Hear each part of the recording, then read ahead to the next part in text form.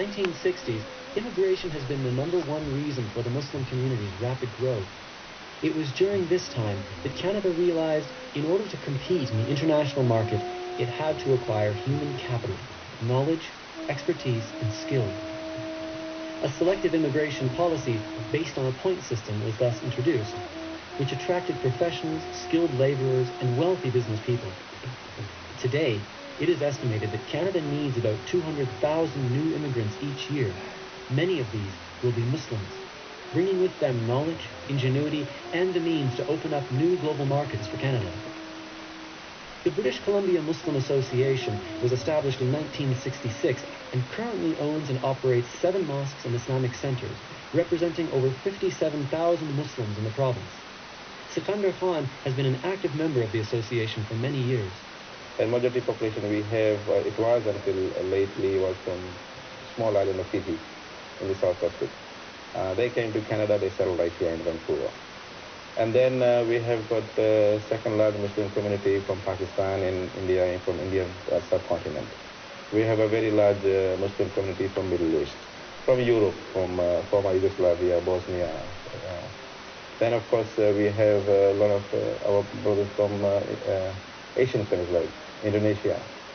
And then of course North Americans, and going back all the way to Caribbean, West Indies, Jamaica. So we have a colorful Muslim representation here in British Columbia.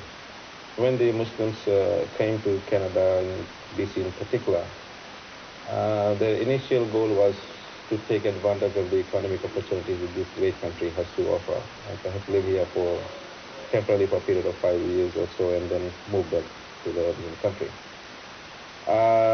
As the community grew, population grew, the establishment Islamic institutions were put in place. It's quite evident now that Muslims are here to stay. They have made up their mind that Canada is the new home. Since the 1960s, there's been a trend in the rapid growth and development of the Muslim community, particularly in the large urban centers across Canada.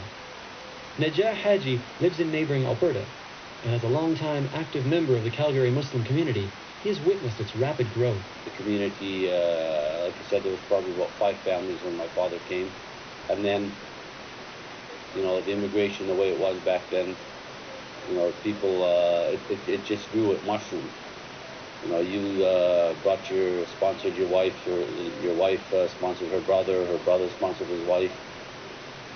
And, you know, you started out in the 50s from 5 families. Now you've got close to 40,000 Muslims in Calgary, and it's growing, continuously growing. Among Canada's immigrants are refugees. Thousands come each year from all over the world, escaping war, poverty, persecution, and oppression. Although they make up only a small percentage of overall immigration, many make positive contributions to Canadian society. Marty Dolan is Executive Director of the Manitoba Interfaith Immigration Council, the province's primary refugee agency. Refugee, very simply, is somebody who is fleeing persecution because of certain reasons. They're a member of a political group, an ethnocultural group, race, gender, etc., and has real reason to fear persecution or death if they are returned to their country of origin. And except in a couple of cases where specific countries have been identified, they must be out of their own country of origin. We're getting highly educated, skilled people. These people will become Canadians, and they will become Canadians with their culture, which may not be a European culture. Doesn't make it less than somebody who's a British Canadian. There's a very small initial investment to reap a hell of a lot of financial rewards and social rewards. In 1991, civil war erupted in the East African country of Somalia. The complete dissolve of its government led to chaos and tribal warfare. Thousands lost their lives, and many fled as refugees. Mohammed Fasleh was one of them. If you are there, you have to be a member of the groups of the warlords, otherwise you cannot survive there. So if you don't want to live there, if you don't want to be the member of that group of the warlords, the only choice you have is to live there, because you cannot survive inside the country. So that's one of the reasons people come here to live in a safe place. At about that same time, the former Yugoslavia broke apart along religious lines. Bosnians like Sabina Zijakic became victims of a systematic ethnic cleansing campaign. I came to Canada and I chose Canada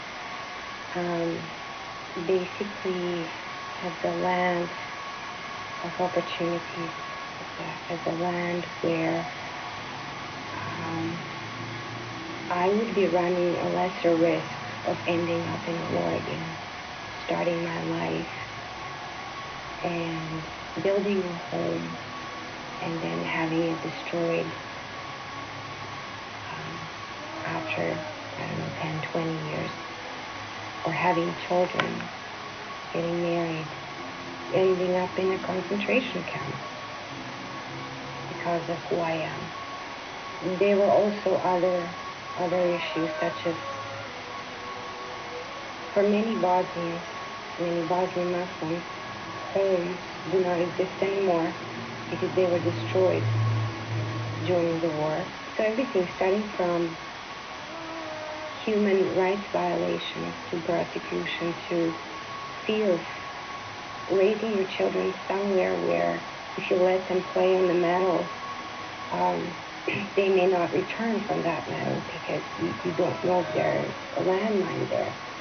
And not knowing if there's ever going to be peace in Bosnia.